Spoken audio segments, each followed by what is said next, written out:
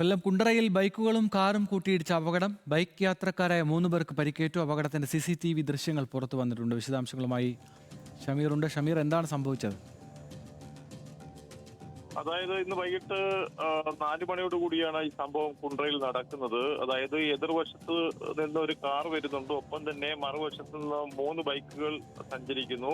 അതിലൊരു ബൈക്ക് മറ്റൊരു ബൈക്കിനെ അമിത വേഗത്തിൽ ക്രോസ് ചെയ്യാൻ ശ്രമിക്കുന്നതിനിടയിൽ ആ ബൈക്കിൽ ഇടിച്ച് നിയന്ത്രണം വിട്ട് മറ്റൊരു ബൈക്കുമായി ഇടിച്ച് ഓപ്പോസിറ്റ് സൈഡിൽ നിന്ന് വന്ന കാറിലേക്ക് ഇടിച്ചു കയറുകയായിരുന്നു.